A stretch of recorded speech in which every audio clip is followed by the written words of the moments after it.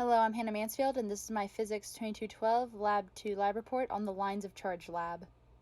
This lab was designed to use the concepts of charge, which is one of the properties of matter, using household objects to design experiments, making estimates, simplifying assumptions, and using the charges in a line calculation of integral in order to calculate the amount of excess charge on an everyday object.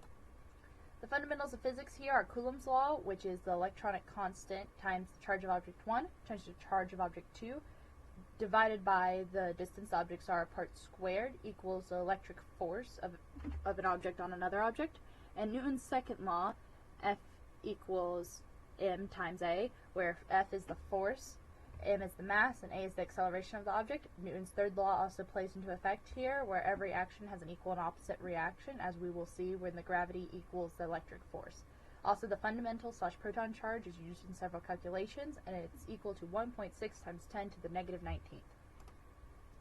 So here's my experimental setup. I set up 3 pieces of tape about equal length. The lower piece of tape was to make a neutral ground so that I can create the charged pieces of tape. The upper piece is going to become the suspended piece later on. It's going to be the upper piece in my diagrams. And piece 2 is going to be the lower piece that I use to move piece 1. So you can see over on the right of me setting up the tape and then peeling it off.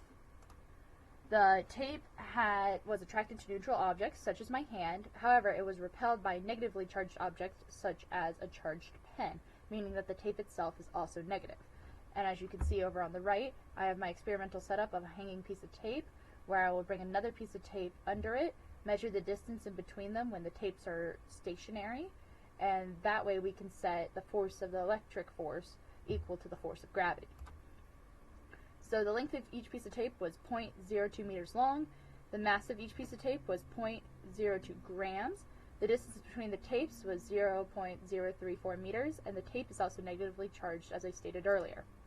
The gravitational force on tape B is 0.0001962 newtons. I got this by using force equals mass times acceleration. The acceleration due to gravity on Earth is 9.81 meters per second squared, and the mass of tape B is 0.02 grams, which is converted to kilograms on this page. The magnitude of the electric force of tape B is equal to the gravitational force on tape B because the tape is not moving and is suspended midair. This means that the charge on the object must be 1.31 times 10 to the negative 9th, which I solve using my GlowScript code on the next slide. Here we have the electric field. Its calculation, which uses the same Coulomb's law, except for we're not multiplying by a charge yet because we're not using the force of it. And then this piece of GlowScript code iterates through each piece of the top tape. So we're going to split the top piece of tape into 10 sections and then go through each piece of the bottom tape in order to get a vector of the electric field of that upper piece of tape from the lower piece of tape. And so that's what this code over here is doing, is iterating through that. Now on this next piece we can see the 10 green arrows for the 10 electric field vectors on each piece of the upper tape. The white arrow is the total force from the electric force in total, pushing up on the upper piece of tape, and then F of G arrow, which is this yellow arrow, is the force of gravity on the piece of tape. In order to make this GlowScript model, air resistance was ignored, and each piece of tape had approximately the same amount of charge on it. So as we can see, the magnitude of the electric force is 1.96 times 10 to the negative 4th, and the magnitude of the gravitational force is 1.96 times 10 to the negative 4th as well. So if we had modeled each of the tapes as a single point charge like in a previous lab, the charge would have been 7.08 times 10 to the negative 5th, as opposed to the charge from this lab, which is 1.31 times 10 to the negative 9th from the single piece of tape.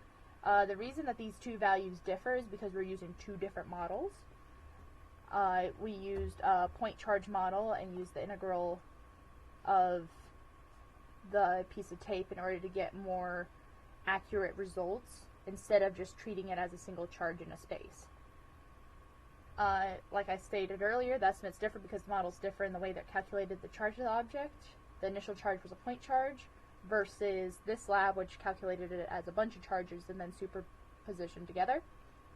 And then the value from this lab is better than the value from last lab because it's broken up over a distance and thus led to a value that is closer to the real one.